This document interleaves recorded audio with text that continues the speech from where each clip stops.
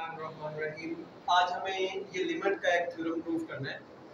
जिसमें हमें ये प्रूव करवाना है कि लिमिट जब इन्फिनिटी को अप्रोच कर रही हो 1 के साथ उसी n का रेसिप्रोकल ऐड हो रहा हो और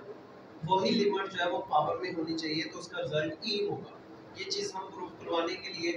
पहले एक्सपोनेंशियल सीरीज़ को देखेंगे कि एक्सपोनेंशियल सीरीज़ जो इसमें इस्तेमाल होनी है वो क्या है। एक्सपोनेंशियल सीरीज़ का फार्मूला है e की power x is equal to 1 plus x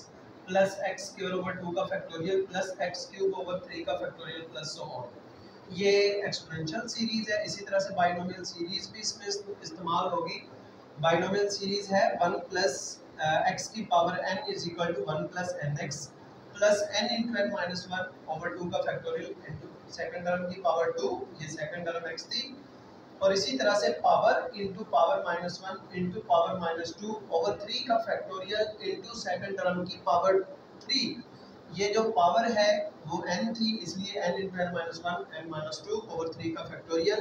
into second number की power 3 plus so on as it is हमने लिख दिया। और एक और भी चीज़ पता होनी चाहिए कि जब हमारी लिमिट इन्फिनिटी को अप्रोच हो रही हो और जिस नंबर की लिमिट इन्फिनिटी को अप्रोच हो रही है वो नंबर डिनोमिनेटर में पड़ा हो, तो इसका रिजल्ट 0 होगा, क्योंकि इन्फिनिटी बहुत बड़ा नंबर है। अगर 1 के बहुत ज़्यादा पार्ट्स कर दिए जाएं तो हर पार्ट 0 को अप्रोच करेगा। ठीक है, इन तीनों बातों का हमें पता होना चाहिए था, तो हम ये थ्योरम प्रूफ कर सकते हैं। हमने ये 1 प्लस 1 ओवर n की पावर n ले ली और इसके ऊपर बाइनोमियल सीरीज लगा दी, जो अभी हमने इधर डिस्कस की थी कि बाइनोमियल सीरीज इसके बराबर होती है 1 plus power into second term plus power into power minus 1 into second term की पावर 2 ओवर 2 का factorial plus power into power minus 1 power minus 2 over 3 का फैक्टोरियल इंटू सेकंड नंबर की power 3 up to so on. ठीक है, इसी तरह से इधर भी बाइनोमियल सीरीज लगाइएगा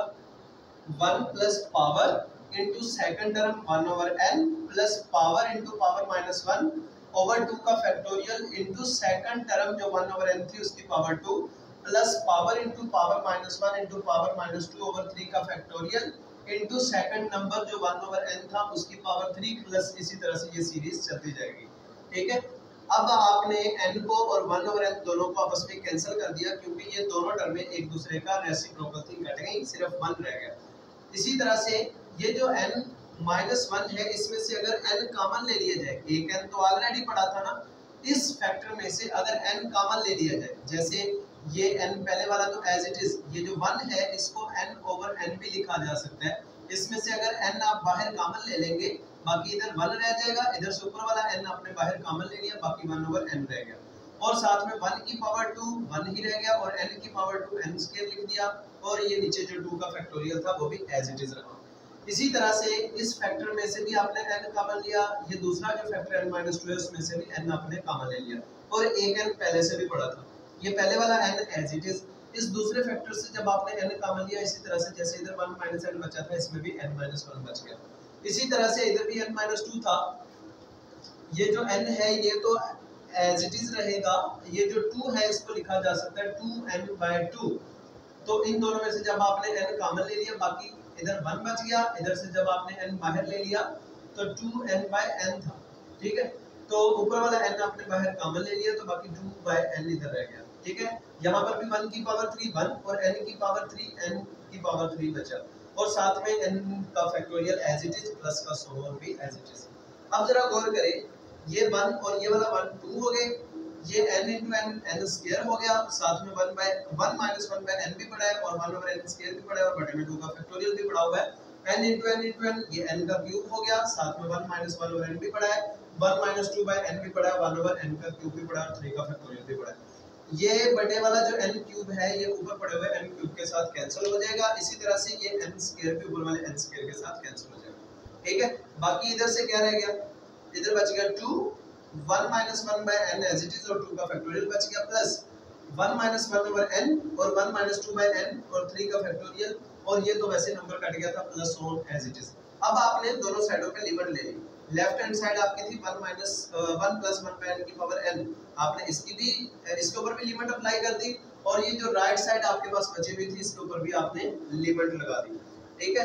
तो जब आपने लिमिट अप्लाई की तो जाहिर बात है आगे कुछ टर्में ऐड हो रही हैं या कुछ टर्म्स ऐड हो रही हो, उन सबके ऊपर लिमिट अगर इकट्ठी अप्लाई हो रही हो तो आप लिमिट अलग अलग कर सकते हो, क्योंकि ये कांस्टेंट है, कांस्टेंट के ऊपर लिमिट अप्लाई नहीं होती। जहां जहां n था वहां वहां आपने इंफिनिटी पुट कर दिया, ठीक है, n की जगह पर यहाँ इंफिनिटी रख दिया,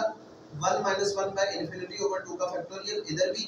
1 - 1 by infinity into 1 - 2 by infinity और 3 का factorial plus so on as it is. अब आपको पता है कि जब किसी फ्रैक्शन के डिनोमिनेटर ने इंफिनिटी को अप्रोच करना है तो रिजल्ट 0 हो जाएगा। तो यहाँ पर देखिए n हमारा इंफिनिटी को अप्रोच कर रहा था, तो जब बड़े में इंफिनिटी आ जाए तो रिजल्ट 0 हो जाता है। ये 2 एज इट इज प्लस भी वैसे ही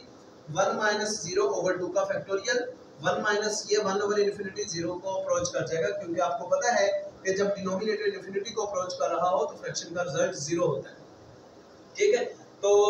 ये 1 ओवर इंफिनिटी 0 हो गया, ये 2 बाय इंफिनिटी ये भी 0 हो गया, और बटे वाला 3 का factorial as it is plus का सो ऑन भी वैसे, ठीक है। अब आपने इधर एक्सपोनेंशियल सीरीज का एक रेफरेंस दिया था, तो एक्सपोनेंशियल सीरीज क्या होती है, 1 प्लस पावर की पावर 2 ओवर